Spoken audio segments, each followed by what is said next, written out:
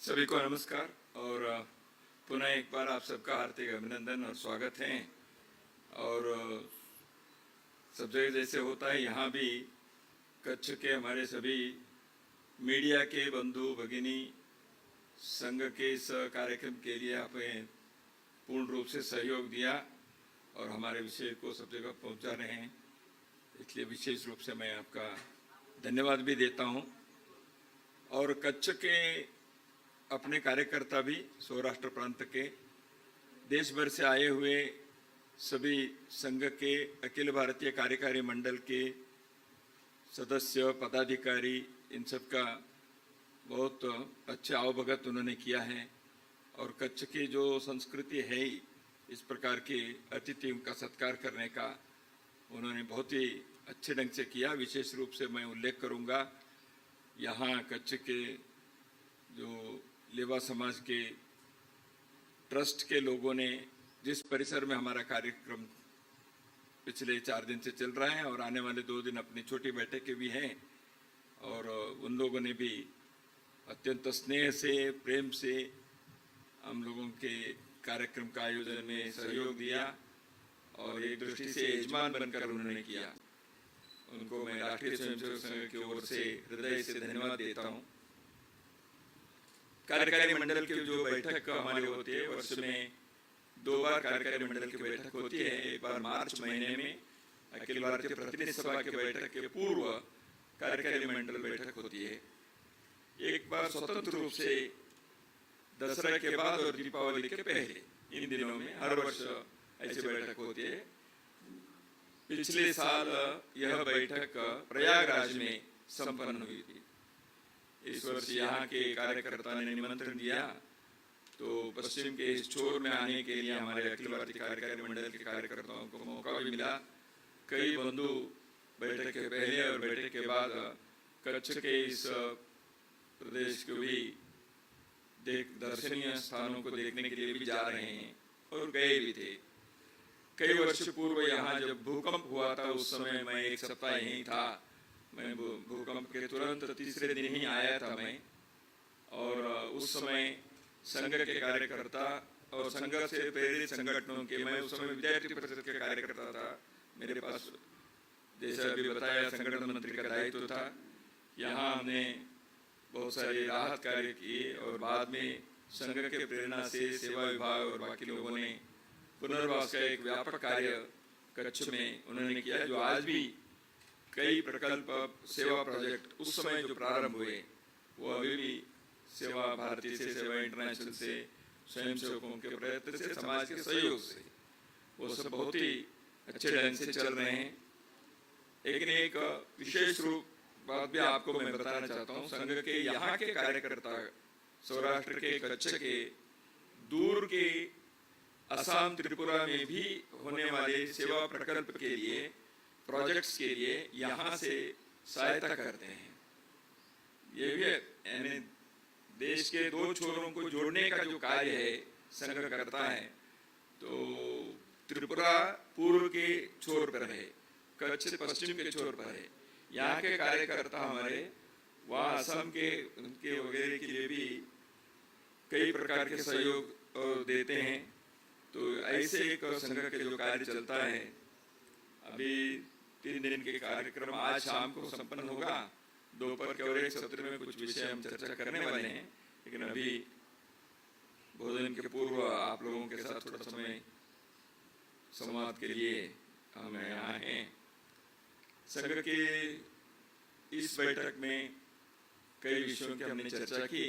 विशेष रूप से संघ के जो 2 प्रकार के कार्य चलते, एक शाखा आधारित व्यक्ति निर्माण के कार्य, केडर बिल्डिंग, यह हिंदू समाज के व्यक्ति निर्माण के कार्य का एक बहुत आग्रहपूर्वक संघ ने पिछले 98 ईयर से एक साधना के रूप में चला रहा है। हिंदू समाज के, राष्ट्र के बहुत सारे विश्व कार्यक्रम जो बाहर दिखता है, सेवा के है, बाकी समाज के और भी काम होते हैं, वो एक प्रकार है। लेकिन मनुष्य निर्माण के जो कार्य है, केडर बिल्डिंग, और एक एक बस्ती में, मोहल्ले में, गांव में देश के लिए खड़े होने वाले व्यक्ति, और वो अपने भाषा, जाति, पंथ इन सब से परे होकर पूरे राष्ट्र के लिए सोचने वाला, प्रतिदिन कुछ समय देने वाला, और इसके लिए कुछ प्रशिक्षण लिया है। उनके मन मस्तिष्क को उस दृष्टि से प्रशिक्षण देने का, ओरिएंटेशन देने का कार्य संघ करता है। इसको हम शाखा कहते हैं। उस शाखा आधारित बहुत सारे काम होते हैं। तो शाखा प्रतिदिन चलाना साल भर में, और अलग अलग आयु वर्ग के लिए चलाना, उनके लिए अनुकूल कार्यक्रम करना, और बिना किसी चाह से पद, प्रतिष्ठा, प्रसिद्धि इन प्रकार के चाह न रखते हुए देश समाज के लिए काम करना, यह जो पूजनीय डॉक्टर हेडगेवार ने प्रारंभ किया वो कार्य हम करते हैं। वो कितने स्थानों पर होना चाहिए, देश भर में होना चाहिए। इसलिए हमें हर मंडल में एक शाखा वहां तक पहुंचना चाहिए, ये हमारा आग्रह है। इसलिए शताब्दी वर्ष तक हम पूरा मंडल करें। 59,600 लगभग 59,600 नहीं, 59,060 मंडल अभी देश भर में है। तो इसमें हम लोगों ने लगभग 38,000 तक अभी मंडलों में हमारी शाखाएं या साप्ताहिक मिलन, वीकली शाखा और डेली शाखा, ये हमारी चल रही हैं। तो हम चाहते हैं कि इसको हम शताब्दी वर्ष तक 2025 तक इसको पूरा करें। तो अभी शाखाओं की संख्या भी जो मैंने कहा, दैनिक शाखा और साप्ताहिक मिलकर 95,528 शाखाएं हैं। तो सामान्यतः हमारे संघ के स्वयंसेवकों के हमारे मेंबरशिप तो नहीं है, शाखा में आते हैं, रोज आते हैं, कोई सप्ताह में 2 दिन आता है। तो ऐसे स्वयंसेवकों की हम सूची रखते हैं, लेकिन मेंबरशिप तो है नहीं, इसलिए निश्चित संख्या करना आसान नहीं होता है। और हमारे यहाँ बाल स्वयंसेवक से लेकर वृद्ध तक आते हैं, शिशु स्वयंसेवक से लेकर, तो सभी आयु के लोग आते हैं। जैसे सामान्यतः हम गुरु पूजन, गुरु पूजा के समय जो स्वयंसेवक आते हैं उनको हम नित्य के स्वयंसेवक मानते हैं। वो इस वर्ष सामान्यतः 37,900 इस वर्ष के हैं। 37 लाख से ऊपर हमारे नित्य शाखा से संबंध रखने वाले स्वयंसेवक देश भर में हैं। समय समय पर संघ के दृष्टि से कार्य करते हैं। वो सब शाखा में नित्य नहीं आते होंगे।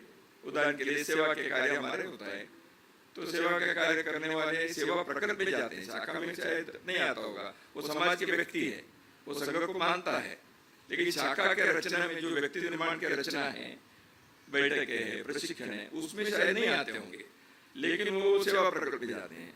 अभी हमारे प्रचार विभाग है, प्रचार विभाग के 10 आयाम है, इसमें कई लोग काम करते हैं। वो नित्य की शाखा में भले ही नहीं आते, क्योंकि उनको शाखा के रचना में वो जुड़े नहीं है, लेकिन राष्ट्र के लिए कुछ काम करना चाहिए, इस विचार के साथ उनकी सहमति है, तो इसलिए वो प्रचार विभाग में जुड़ जाते हैं। ऐसे हमारे ग्राम विकास के हैं, गौ सेवा के हैं, कुटुंब प्रबोधन के हैं, पर्यावरण रक्षा के हैं। इन आयामों में बहुत सारे लोग जुड़ते हैं। वो उसकी गिनती इसमें नहीं है, क्योंकि वो मूवमेंट है, उसके मेंबरशिप भी नहीं है, शाखा के सूची में उनका नाम भी आना संभव नहीं होता, क्योंकि वो ओपन टू ऑल है। तो इसलिए संघ के आज जो कार्य चल रहा है, यह एक दृष्टि से राष्ट्रीय आंदोलन है, एक नेशनल मूवमेंट है। इस मूवमेंट में अभी कई प्रकार के विषय हमने पिछले कई वर्षों से समाज के सम्मुख लाने का प्रयत्न भी किया।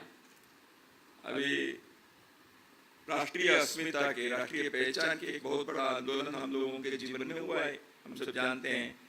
वो है अयोध्या में श्री राम जन्मभूमि पर एक भव्य मंदिर निर्माण का। वो मंदिर निर्माण के अभी कार्य लगभग संपन्न हो रहा है, और आने वाले पौष मास के शुक्ल पक्ष के द्वादशी को, यानी 22 जनवरी को, वहाँ श्री रामलला के प्राण प्रतिष्ठा उस मंदिर में होने वाली है। वहाँ के तीर्थ क्षेत्र के जो ट्रस्ट है, न्यास है, उन्होंने पूजनीय सरसंघ चालक जी को, प्रधानमंत्री जी को आने के लिए उन्होंने निमंत्रण दिया है। ये संघ के स्वयंसेवक सारे आंदोलन में सारे हिंदू समाज को लगाने का कार्य भी किया, स्वयं भी भाग लिए हैं। देश भर के कोने कोने से लोग उसमें जुड़े रहें। तो एक ऐतिहासिक क्षण आया है, इसलिए संघ ने तीर्थ क्षेत्र न्यास है कि देश भर में 1 जनवरी से 15 जनवरी तक हम एक व्यापक संपर्क अभियान करेंगे। संक्रांति के दिन से हमको तीर्थ क्षेत्र न्यास ने ये सूचना दी है, उन्होंने वो संक्रांति के दिन से 1 सप्ताह के अनुष्ठान करेंगे नए मंदिर के परिसर में और गर्भगृह में। उस अनुष्ठान के अंतिम दिन यानी 22 जनवरी को द्वादशी के दिन वो प्राण प्रतिष्ठा के कार्यक्रम पूरा होगा। वो अंतिम दिन प्रमुख कार्यक्रम रखा है उन्होंने। उसमें देश भर के बहुत सारे साधु संतों वगैरह तीर्थ क्षेत्र न्यास ने निमंत्रण दिया है। उनके जो वहाँ जितनी व्यवस्था वो कर पाएंगे उसमें करेंगे। हमने तो सोचा है सभी स्वयंसेवक देश भर से लाखों के संख्या में पहले दिन वहाँ जाना संभव भी नहीं है, उतना जगह भी नहीं रहता। इसलिए हमने ये सोचा 1 जनवरी से 15 जनवरी तक देश भर के संघ के कार्यकर्ता स्वयंसेवक घर घर गांव गांव जाएंगे। राम मंदिर के एक चित्र और राम जी के चित्र तीर्थ क्षेत्र न्यास देने वाले हैं और रामलला के मंदिर के अक्षता एक रामलला के वो सभी प्रांतों को देने वाले हैं। उसको लेकर हम घर घर जाकर सभी को मंदिर और रामलला के दर्शन के लिए आने के लिए निमंत्रण देना, इस दृष्टि से व्यापक जनसंपर्क करना लाखों की संख्या में। जैसे पिछले निधि समर्पण में भी बहुत बड़े संख्या में 4.5-5 लाख गाँवों में गए थे, लेकिन वो उस समय थोड़ा ज़्यादा था, 45 दिन का समय था। अभी हम 15 दिन का लिए हैं, 1 जनवरी से 15 जनवरी तक। तो इस कार्य के थोड़ा सा डिटेल्स हमने इस बैठक में चर्चा की है। प्रांतों में लोग जाएंगे तो उस के एक कार्यक्रम राष्ट्रीय स्वयंसेवक संघ तीर्थ क्षेत्र के इस आयोजन पर हमारे सहयोग इस प्रकार रहेगा। दूसरा एक है शताब्दी वर्ष के निमित्त हमने समाज परिवर्तन के 5 आयाम को आग्रहपूर्वक सामने लाने का प्रयत्न किया है। उसकी चर्चा हमने यहाँ की है। पहले स्वयंसेवक और शाखा के स्तर पर इसको करना है, इसलिए सामाजिक समरसता, समाज में छुआछूत, जाति भेद, ज्ञाति भेद ये नहीं, हम सब हिंदव सोदरा सर्वे, सब मिलकर ये एक समाज है। इस दृष्टि से इस प्रकार के जन्म आधारित किसी प्रकार के भेदभाव को हमको नहीं मानना है। तो इसलिए उसके बारे में अपने जीवन में व्यवहार में लाने के प्रयत्न करना चाहिए। दूसरा है परिवार प्रबोधन। कुटुंब में जीवन मूल्य, सांस्कृतिक मूल्य अगली पीढ़ी में आने चाहिए। प्रत्येक परिवार को अपने जीवन निभाते समय, मुझे गुजरात के लोगों को कहने की ज़रूरत नहीं है, अपने जीवन निभाते समय 2 और काम करने हैं। एक समाज के प्रति कुछ सेवा के काम करने हैं और संस्कृति और धर्म के रक्षा के लिए कुछ करने हैं। सारे गुजरात और सौराष्ट्र के समाज में ये व्यापक रूप से है ही, पूरे देश में भी होना चाहिए, सभी वर्गों में, सभी स्तरों पे होने चाहिए। इसलिए परिवार प्रबोधन के कार्य हर परिवार इस दृष्टि से तैयार हो। तीसरा है हमने जो किया वो है पर्यावरण की रक्षा। तो इसलिए अपने पेड़ लगाने का, पॉलीथीन उपयोग कम करते हुए बंद करने का और पानी बचाओ, इस प्रकार के एक सामान्य काम जो सभी कर सकते हैं उसको हमने लिया है। उदाहरण के लिए अभी जोधपुर, राजस्थान के एक हिस्सा जोधपुर प्रांत यानी 1/3 ऑफ राजस्थान, उसमें अपने कार्यकर्ता ने 45 दिन में पर्यावरण की यात्रा किए और उसमें 15 लाख पेड़ लगाया उन्होंने। 14,000 किलोमीटर की यात्रा की। यानी ऐसे कई जगह पर, अभी कर्नाटक में सीड बॉल उसके उन्होंने किया, 1 करोड़ पौधा लगाने के उन्होंने पिछले साल योजना बनाई है। ऐसे समाज के लोगों को जोड़कर पर्यावरण की रक्षा के लिए स्वयंसेवक समाज के साथ मिलकर कुछ करना चाहिए। ये तीसरा विषय है। चौथा विषय हमने किया है स्वदेशी जीवन शैली, स्व आधारित जीवन शैली, अपनी मातृभाषा, यहाँ के प्रोडक्ट, यहाँ के संस्कृति, ऐसे स्वदेशी जीवन शैली। स्वदेशी जीवन शैली केवल वस्तु तक सीमित नहीं है, जीवन शैली में ही स्वदेशी होनी चाहिए, इस दृष्टि से आग्रह करते हैं। 5वां विषय है नागरिक कर्तव्य, सिविक सेंस, सिविक डिसिप्लिन। एक नागरिक के नाते हमारे कुछ संविधान में भी फंडामेंटल ड्यूटीज कहा है और समाज के जीवन में भी होने चाहिए। एक नागरिक अनुशासन को अपने जीवन में लाना चाहिए। इसलिए स्वयंसेवक अपने स्तर पर, अपने कुटुंब के स्तर पर, दूसरा हमारे शाखा के क्षेत्र में, तीसरा व्यापक समाज में। इसलिए समाज में संस्थाएं हैं, मंदिर है, व्यापारी संघ है, विद्यालय है, हॉस्पिटल है, उन संस्थाओं से भी हम इन विषयों के लिए संपर्क करेंगे, बात करेंगे। वहां भी आए पर्यावरण की रक्षा, विद्यालय में क्या हो सकता है, अब सामाजिक समरसता, मंदिर में इसके कैसे लागू करेंगे, स्वदेशी व्यापारिक क्षेत्र में कैसे हो सकता है। ऐसे हर विषय के लिए समाज में इस विषय को ले जाने के लिए हमारे कार्यकर्ता आयाम बनाए, लिटरेचर बनाए हैं, इस विषय को हम आगे बढ़ा रहे हैं। और एक बिंदु इस वर्ग में, इस बैठक में हमने तय किए, पिछले वर्ष हमारे संघ की एक चिंतन बैठक हुई, उसमें कुछ विषयों की हमने चर्चा की थी।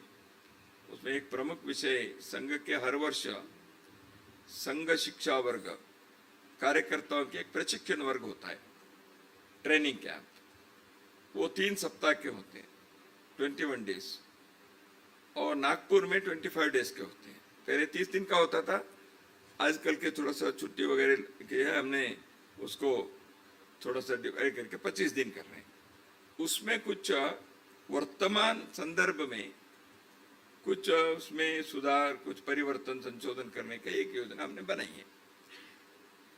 उसमें सामान्यतः एक परिसर में आए तो 15 दिन 20 दिन वहीं रहते थे।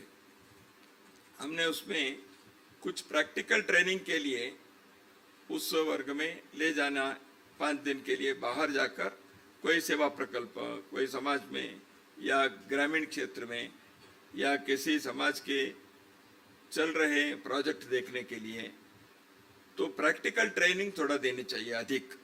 हमारे शारीरिक बौद्धिक कार्यक्रम और परिसर के अंदर के कुछ प्रशिक्षण होते हैं, तो ऐसे एक विषय किया।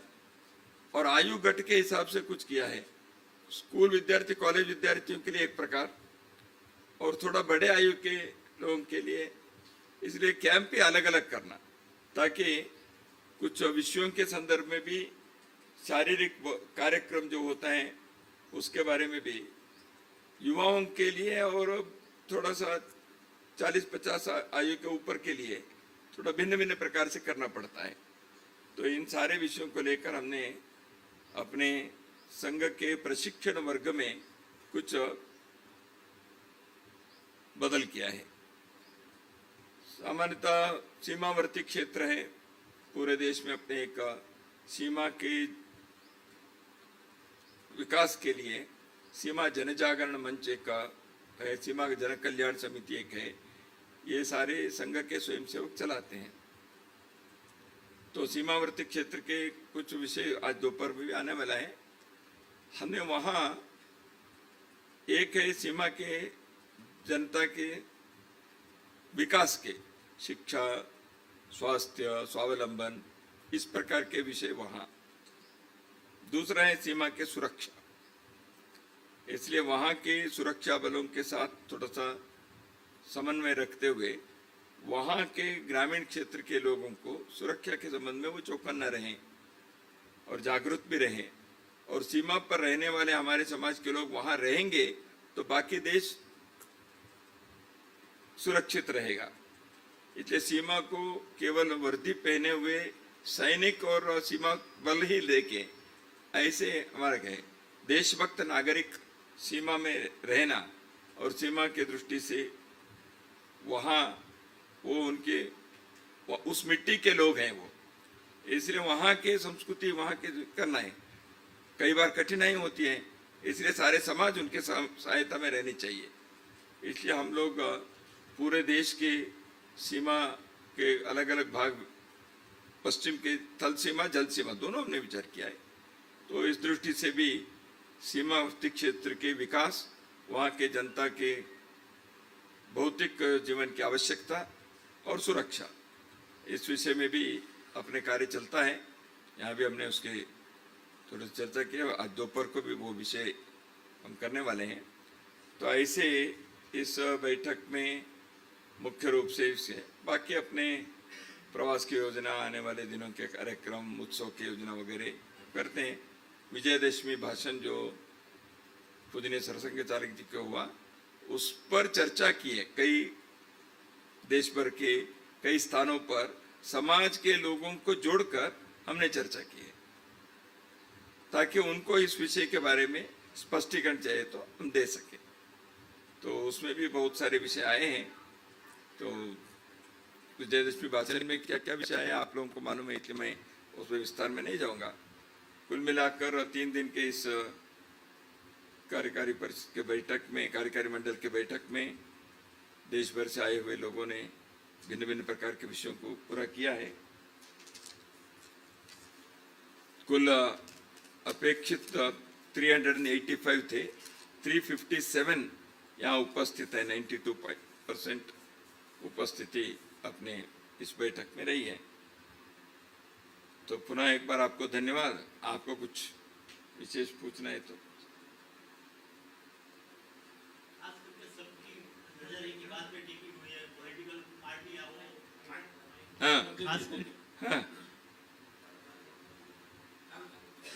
खास करके सबकी नज़र संघ की ये बैठक पर टिकी हुई है, पूरे देश की राष्ट्रीय पार्टियों की मैं बात करता हूँ। तो एक्चुअल पॉलिटिकल हिसाब से आपने कौन सी चर्चा की? हम पॉलिटिकल चर्चा अभी कोई करने का विषय ही नहीं है, यहाँ हमने वैसे किया भी नहीं है। पॉलिटिकल चर्चा करने के कोई ऐसे इश्यू भी हमारे सामने अभी नहीं है। पॉलिटिकल विषय की चर्चा संघ ने, पॉलिटिकल विषय ने कौन से पॉलिटिकल विषय है? देखिए, मणिपुर की स्थिति क्या है, थोड़ा सा हमने चर्चा की। देश के पॉलिटिकल विषय इलेक्शन ही है, तो इलेक्शन तो देश में चल रहे हैं, तो वो उन राज्यों में चलेंगे।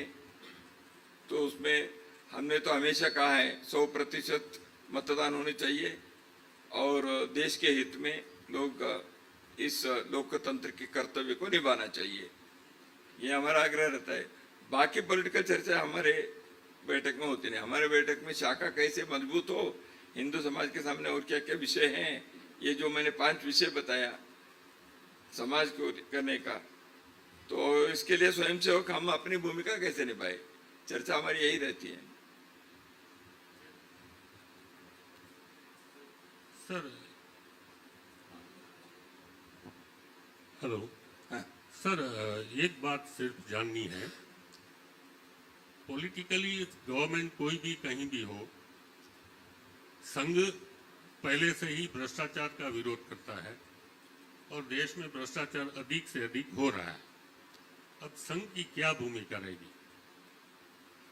भ्रष्टाचार हो रहा है ऐसे सामने आएगा तो कोई आंदोलन करता। अन्ना हजारे ने आंदोलन किया, स्वयंसेवकों ने समर्थन किया।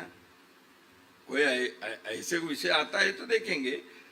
भ्रष्टाचार के संदर्भ में कोई विषय से सामने किसी ने लाया है तो एक स्वयंसेवकों ने ऐसे विषयों के संदर्भ में जागरूक भी है, करते भी है, नहीं करते ऐसे नहीं है।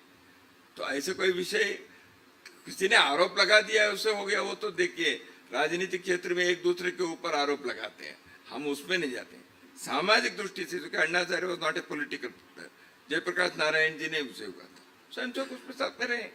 कोई पॉलिटिकल लीडर एक दूसरे के बताता है उसमें संघ नहीं पड़ता है, क्योंकि वो पॉलिटिकल वन अपमनशिप है, उसमें हम नहीं पढ़ते। हेलो हेलो कच्छ सरहदी विस्तार है और सरहद पे जो सरहद खाली हो रही है और हिंदू की बस्ती भी घट रही है, तो कच्छ एक ऐसा इलाका है, पाकिस्तान नजदीक है, तो इस बारे में मैंने बताया बिल्कुल सुरक्षा के यहाँ की आबादी रहनी चाहिए, यही मैंने कहा। इस आबादी को रहने के लिए बाकी समाज के भी सहयोग चाहिए, इसलिए हम समाज के जागरण भी करते हैं। कुछ समय पहले हमने सरहद को प्रणाम ऐसे एक कार्यक्रम किया। देश भर के, उदाहरण के लिए मध्य प्रदेश, आंध्र प्रदेश, कर्नाटक, उनको कोई बॉर्डर नहीं है, लेकिन वहां के नौजवानों को बॉर्डर की स्थिति ध्यान में आए, इसलिए हर राज्य के, हर जिले के 10-10 युवकों को हमने सेलेक्ट करके सरहद को प्रणाम करके 3 दिन का कार्यक्रम किया, ताकि सरहद पर आए और यहाँ के लोगों को बताए हम आपके साथ हैं। ऐसे कार्यक्रम हमने किया है और ऐसे करते भी रहते हैं। जैसे मैंने कहा सीमाजन, बिल्कुल आपने ठीक कहा, सरहद से जनता, नागरिक वहां से खाली नहीं होने चाहिए। इस दृष्टि से हमारी भी चिंता है और हमारी सीमा जनकल्याण समिति, सीमा जागरण मंच इस विषय के बारे में विशेष रूप से ध्यान देकर वहां के लोग वहां रहने के लिए जो आवश्यकता है वो करने के लिए हमारे प्रयत्न है। पर्यावरण रक्षा की बात की, एक के बाद एक करेंगे।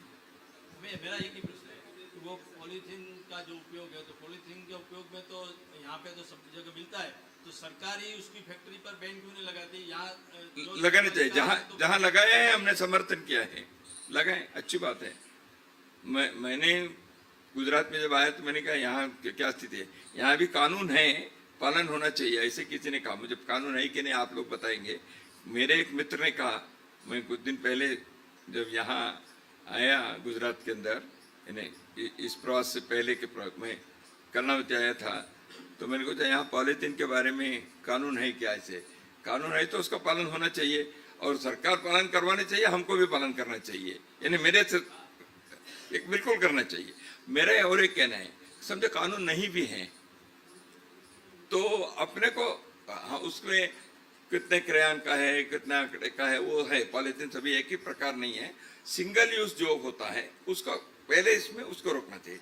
इसलिए एक सिंपल है, देखिए अभी मंदिर में अब फूल के लिए बाकी चली गई, वही पॉलीथीन सभी उपयोग करते हैं, हम भी करते हैं, मैं भी करता होगा।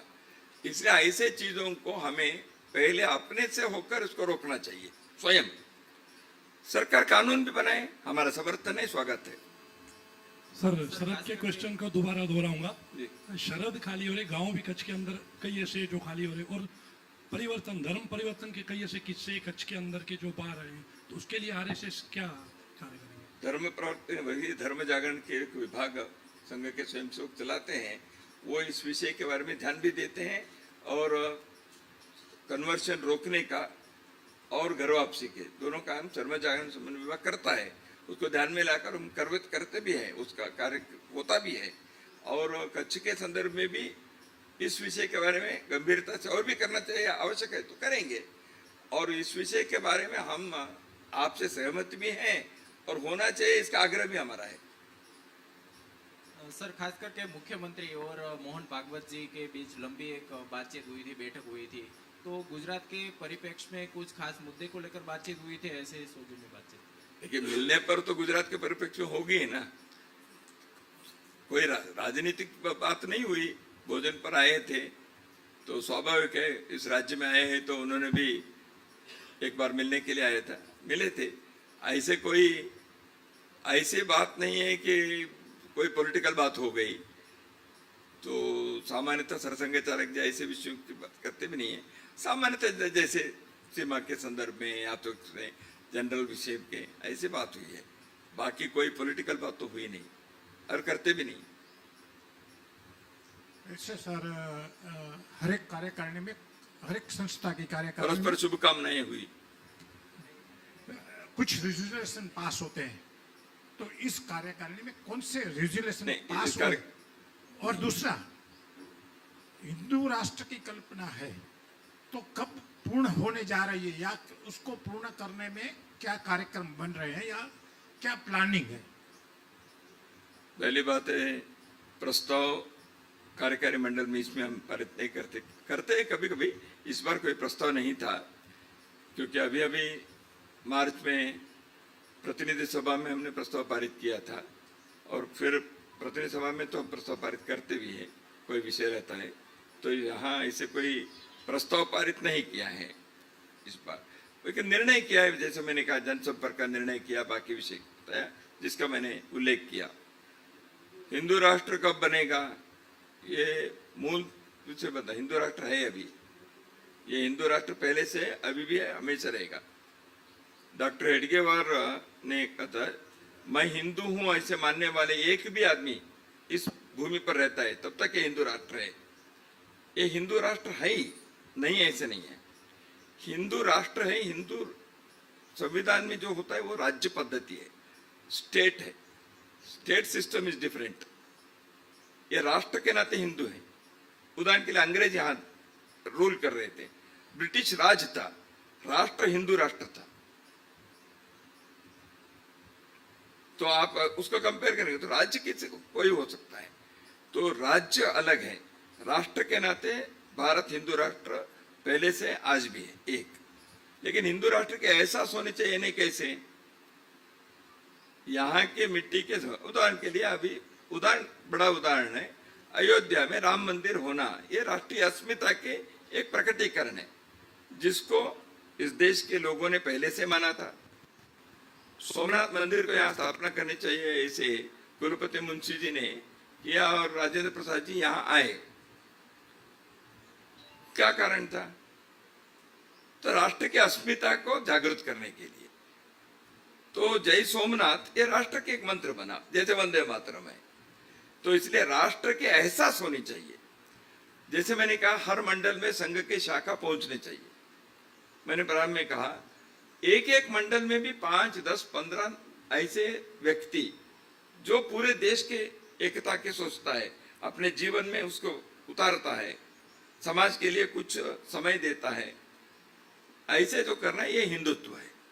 देश के लिए, समाज के लिए, राष्ट्र के लिए, धर्म के लिए, संस्कृति के लिए, मेरे जीवन में मुझे कुछ करने हैं। ये हिंदू राष्ट्र के एहसास कराने का काम संघ कर रहा है। हिंदू राष्ट्र की स्थापना करने की जरूरत नहीं, हिंदू राष्ट्र है ही। यही संघ के विचार है। सर एक क्वेश्चन, दत्तात्रेय जी शायद सही लगे या ना लगे, लेकिन मेरे मन में कई बार ऐसे सवाल आते हैं। हिंदू कहने से सवाल को आज ही नहीं करना। जी सर, हिंदू कहने से मैं हिंदू नहीं हो जाता, लेकिन कई बार हम ऐसे किस्से देखें जो हमारी जो आने वाली पीढ़ियां हैं, वो अगर मंदिर में जाती हैं तो मंदिर में सबसे पहले भगवान की मूर्ति या माता जी की मूर्ति नहीं, उसके ऊपर लिखा हुआ नाम पढ़ के फिर जानते हैं कि वो ये भगवान है, ये। उसके लिए आरएसएस संस्कृति क्या लाएगी? बताता हूँ। देखिए, मंदिर में जाना नहीं जाना है, हिंदू है मंदिर में नहीं जाते हैं, ऐसे भी हिंदू है। किसी खास मंदिर में जाता है, ऐसे हिंदू है।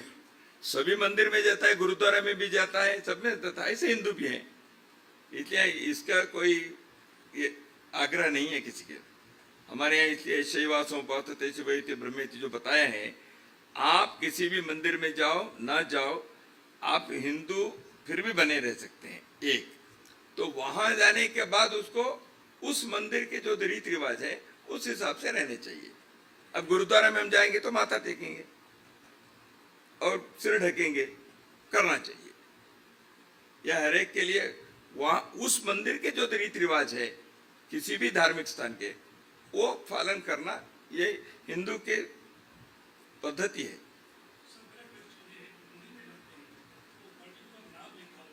हाँ, हाँ? भगवान का नाम लिखा होता है। हाँ, ठीक।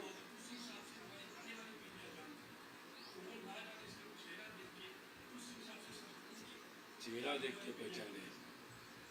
देखिए, वो वहाँ के मंदिर के जो रखरखाव करने वाले वहाँ के मंदिर के ये है मैनेजमेंट कमेटी है, वो उनको करना चाहिए, सुझाव दे सकते हैं। कई मंदिरों में, मुझे नहीं, दक्षिण भारत में कई मंदिरों में आप जाएंगे तो मंदिर के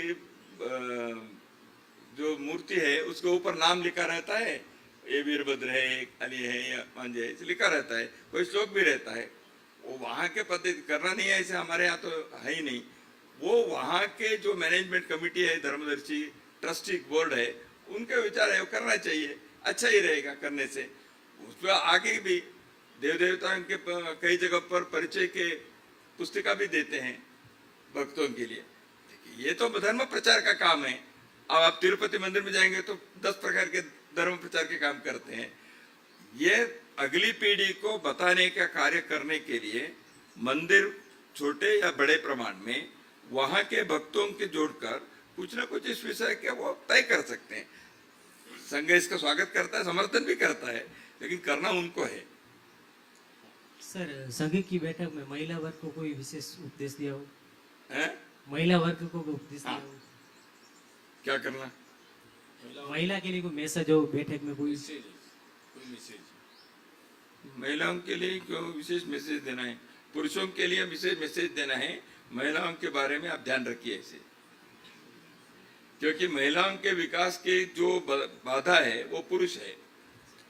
तो स्वामी विवेकानंद ने कहा, don't do anything for the women, please leave them alone and they will take care of themselves, only thing is educate them, ऐसे कहा। क्योंकि एजुकेशन आप हाथ में रखे हैं, उनको एजुकेट कर दो, वो करेंगे। गुजरात के लोगों को मुझे ये कहने की जरूरत भी नहीं है कि गुजरात में बहुत व्यापक प्रमाण है। महिलाओं के संदर्भ में संघ की शाखा, संघ के कार्य में, संगठन में है।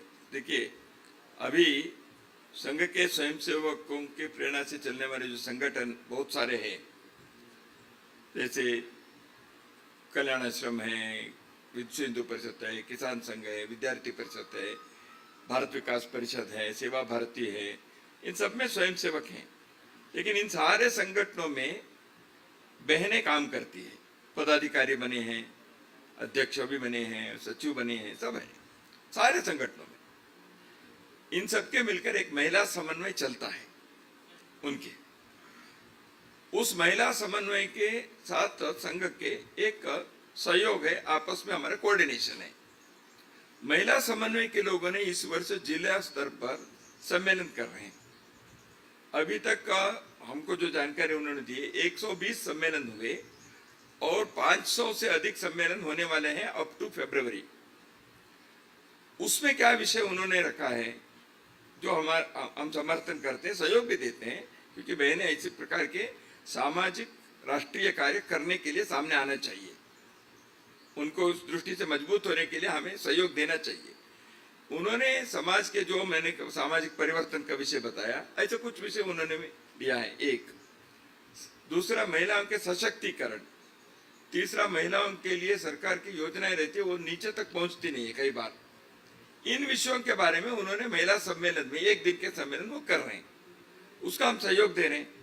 ये होना चाहिए। ऐसे महिला जागृति के, महिला सशक्तिकरण के लिए संघ के कार्यकर्ता समर्थन देंगे। एक, दूसरा हमने और एक विचार किया है, संभवतः हर महीने 2 महीने में हमारे जो कमाने वाले स्वयंसेवक हैं, विद्यार्थी स्वयंसेवक नहीं, जो गृहस्थ है, ऐसे स्वयंसेवकों की शाखा महीने 2 महीने में अपने शाखा क्षेत्र में परिवार मिलन करें। वहां महिलाएं, माता बहनें आए, समाज के बारे में कुछ करने के काम की दृष्टि से भी सोचें, कुछ वैचारिक प्रबोधन भी उनका हो, इस दृष्टि से करना चाहिए। ऐसे हमने महिला सहभागिता देश में बढ़नी चाहिए। इसलिए अभी पार्लियामेंट में जो एक बिल पास हुआ, तुरंत हमने उसका स्वागत किया राष्ट्रीय स्वयंसेवक संघ की ओर से। केवल स्वागत नहीं, इसको जल्दी ही क्रियान्वयन करने के लिए भी योजना बने, ऐसे हमारा आग्रह भी है। खास तो सर ये जो लव जिहाद वाले किस्से हो रहे हैं, इसके बारे में संघ ये महिला सुरक्षा है, बिल्कुल ठीक है। इसके बारे में लव जिहाद के संदर्भ में हिंदू जागरण मंच के कार्यकर्ता विशेष रूप से ध्यान देते हैं। इसमें लीगल फाइट भी है, कुछ जगह पर समाज के जागरण करने के भी हैं। किशोरियों को कम के 8 से 9, 8, 9, 10वीं कक्षा में, 11वीं 12वीं कक्षा में जो लड़कियां हैं, उनके जागृति के काम माँ बाप को भी करने चाहिए घर पे, और राष्ट्र सेविका समिति किशोरी वर्ग करके उनको किशोरी को संस्कार देना, सुरक्षा के बारे में बताना, ये कर रहे हैं। विद्यार्थी परिषद के लोगों ने मिशन साहसी करके एक योजना बनाकर सेल्फ प्रोटेक्शन के लिए, उनके सेल्फ डिफेंस के वो ट्रेनिंग देते हैं। हजारों छात्राओं को विद्यार्थी परिषद ने दिया। इन सभी चीजों के हम समर्थन करते हैं, ये होने चाहिए। लव जिहाद के संदर्भ में कई जगह पर जो वहां से छूटकर आई है, ऐसी युवतियों के रिहैबिलिटेशन, पुनर्वास, क्योंकि उनकी शादी कैसे हो गई, उनके जीवन का क्या होगा। कई जगह पर माँ बाप भी वापस नहीं लेते, क्योंकि वो 2 महीने 4 महीने 1 साल कहीं किसी के साथ चली गई। ये सारे एक सोशल प्रॉब्लम होता है। हमारे स्वयंसेवकों ने, उदाहरण के लिए केरल में हमारे स्वयंसेवकों ने इसके लिए पुनर्वास के योजना बनाई, उसके लिए होम बनाया। ऐसे युवतियां आती है तो वहाँ एक आर्य गुरुकुलम उन्होंने इस विषय को प्रारंभ किया। हम पूरा उनको समर्थन दिए, उसके लिए हम खड़े हैं उनके साथ। ये होना भी चाहिए। आपने 100% मतदान की बात की, लेकिन जब इलेक्शन का टाइम आता है तो या तो एडमिनिस्ट्रेशन या तो पॉलिटिकल पार्टी उसको कवर कर लेती है। तब आपकी संघ की भूमिका क्या रहती है? संघ के संस्कार, संघ का शिस्त कहाँ पे काम आता है आपको? क्योंकि बहुत बखेड़ा भी रहता है कई राज्यों में, और कई राज्यों में बहुत शांति भी रहती है। तो तब संघ के स्वयंसेवक की भूमिका कहाँ रहती है और संघ की भूमिका कहाँ रहती है? एक मुद्दा ये है। दूसरा मुद्दा ये है कि आपने सरहदी इलाके की बात की, तो कौन से चैलेंजेस आपके सामने आए और उसके सॉल्यूशन क्या हो सकते हैं? उसके लिए आपने क्या भूमिका? मैंने बताया सुरक्षा के प्रॉब्लम है, पलायन के है। जैसे आपने बताया ना, वहां से लोग भाग जाते हैं, पलायन करते हैं, क्योंकि वहां सुविधा नहीं है। तो शिक्षा के, स्वास्थ्य के, रोजगार के सुविधा नहीं है, तो वहां से सामान्यतः हिली एरिया से, बॉर्डर एरिया से लोग पलायन करते हैं, इसलिए वहां आबादी कम हो जाती है। एक दूसरा है सुरक्षा के। तीसरा आपने जो बताया धर्म परिवर्तन की, ये हो रहे हैं, समस्या ये है, उसको हम एड्रेस कर रहे हैं। वहाँ स्वावलंबन कैसे, वहाँ शिक्षा के दृष्टि से, स्वास्थ्य के दृष्टि से योजना बने, सुरक्षा के दृष्टि से इन समस्याओं को हम एड्रेस करते हैं। ये एक है। दूसरा, पहले आपने जो बताया इलेक्शन के समय केवल जागरूक नहीं होना चाहिए, लोक मत परिष्कार, जनता को निरंतर रूप से हमें इस बार के विजयदशमी भाषण में सरसंघ चालक जी ने एक विषय का संकेत किया है। इलेक्शन के समय क्या होता है, जाति के नाम से, भाषा के नाम से ये सारे विषय ऊपर आ जाते हैं। इतने जाति के इतने वोट है वगैरह वगैरह होता है। जो भी मजबूरी हो पॉलिटिकल पार्टीज करते होंगे, वो अलग बात है। लेकिन समाज के सामाजिक नेतृत्व, संघ जैसे संगठन, धार्मिक नेतृत्व, इनको समाज इसके कारण विघटित ना हो, समाज में इस कारण से आपस में वैमनस्य, द्वेष ना बने, इसलिए उस आधार से आप वोटिंग ना करें। समाज के हित के देखकर कहिए, राष्ट्र के हित के देखकर वोटिंग होनी चाहिए। ये हम जन जागरण का कार्य करते हैं, वो साल भर करते हैं, चुनाव के समय में थोड़ा अधिक भी करते हैं, क्योंकि चुनाव के समय इसकी चर्चा ज्यादा होती है। एक दूसरा है नए मतदाताओं को जोड़ने का कार्य। ठीक है, इलेक्शन कमीशन आजकल कर रहे हैं, अपने लोग भी करते हैं, और वोटिंग अधिकाधिक प्रतिशत हो, इस दृष्टि से हमारे कार्यकर्ता योजना बनाकर जाते हैं। जन जागरण के कुछ मुद्दे कुछ एरियाज में होते हैं, उन मुद्दों को कभी कभी उठाते हैं। सब जगह पर पूरे देश में करते हैं ऐसे नहीं है। जन जागरण के कोई विशेष मुद्दे हैं तो उदाहरण के लिए मंदिरों को सरकार के कंट्रोल से बाहर रखने चाहिए, मंदिर समाज के इसमें नहीं चाहिए। ऐसे पिछले बार कर्नाटक में हुआ था। ऐसे कुछ विशेष मुद्दा है तो उसके जन जागरण हम करते हैं। सर, संघ कई पॉलिटिकल पार्टियां हैं, उनके बड़े नेता हैं, वो हमेशा उनके निशाने पर कहीं ना कहीं संघ रहता है। हम तो छोटे शहर से हैं, हम पढ़ते हैं अखबारों में उनके बारे में। आप क्या कहना चाहेंगे उन नेताओं को या उन पॉलिटिकल पार्टियों को जिसके निशाने पर हमेशा संघ रहता है? भगवान उनको सद्बुद्धि दे। एक आखिरी सवाल सर, कि आपने राष्ट्र निर्माण का काम संघ करा है, आपके दृष्टिकोण से अभी राष्ट्र के सामने कौन से बड़े पड़कार हैं अपने? देखिए, संघ राष्ट्र निर्माण के कार्य हम ही करते हैं, ऐसे हमारा क्लेम नहीं है। देश में बहुत सारे सज्जन शक्ति, बहुत सारे समाज के, देश के बारे में सोचने वाले संस्थाएं, अभियान, व्यक्ति, महापुरुष सब लोग हैं। उन सबके साथ मिलकर करते हैं। संघ का एक बहुत आग्रह पूर्वक है, समाज में जो वेल मीनिंग पीपल है, अच्छे सोचते हैं, अच्छे करते हैं, हम सभी समय समय पर इकट्ठे आने चाहिए, एक दूसरे का सहयोग देना चाहिए। ठीक है, सभी एक ही संगठन में रहना संभव नहीं होता, हर एक के अपने अपने विचार रहते हैं, लेकिन हम आपस में सहयोग करें। यहाँ तक देश के सामने चुनौती क्या है, आपने चुनौती हो सकते हैं। देश में मुझे हमेशा लगता है भारत में किसी भी प्रकार के भेदभाव को भूलकर राष्ट्र सर्वोपरि, नेशन फर्स्ट, यह होना चाहिए। अब क्या है, दक्षिण भारत अलग, उत्तर भारत अलग, कुछ लोगों ने दक्षिण को अलग करने के साजिश बनाए हैं, कटिंग द साउथ। हम राज्य अलग है, दक्षिण की भाषा अलग है, हम द्राविड़ है। इस प्रकार के पॉलिटिकल फील्ड में और इंटेलेक्चुअल फील्ड में कुछ लोगों ने प्रयत्न किया है। ये सारी चीजें भारत के दुर्बल कमजोर करने वाली विषय है। ऐसा हो ही नहीं सकता। शंकराचार्य दक्षिण से आए, पूरे देश में यात्रा की, देश एक है। गांधी जी यहां से चले, दक्षिण भारत तक चले। विवेकानंद बंगाल से चले, कन्याकुमारी तक चले। लाल बाल पाल 3 राज्यों के हैं। भगत सिंह, राजगुरु, सुखदेव 3 अलग अलग भाषा के राज्य के हैं। देश के लिए सब लोग मिलकर चले, काम किए हैं। तो कैसे दक्षिण और उत्तर अलग अलग हो जाएगा? लेकिन ये जो राजनीतिक स्वार्थ से करते हैं, ये इसका समाज में जागृत लोग और सब लोग इसका केवल विरोध नहीं, विरोध तो करना ही है, लेकिन ऐसे चीजों को सफलता ना मिले इसलिए समाज को एक करना, ये पहली चीज। दूसरा है कि संस्कृति के सामने कुछ चुनौतियां हैं। देखिए, साइंस टेक्नोलॉजी ये बढ़ते हैं, बढ़ना भी चाहिए, क्योंकि साइंस एंड टेक्नोलॉजी से जीवन की सुविधाएं बढ़ी हैं, कम्युनिकेशन बढ़े हैं, स्वास्थ्य अच्छा हुआ है, बहुत सारे विषय हैं। इसलिए साइंस एंड टेक्नोलॉजी का विरोध नहीं कर सकते, लेकिन साइंस एंड टेक्नोलॉजी के नाम पर उसके जो जोर है उसमें अपने जीवन मूल्य, संस्कृति, मेरे पड़ोसी घर में कौन है मुझे जानता नहीं हूं, लेकिन मैं व्हाट्सएप से ऑस्ट्रेलिया के साथ संपर्क रखता हूं।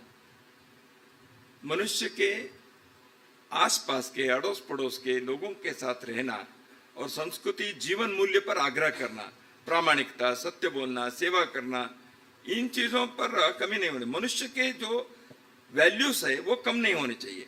Technology we will accept.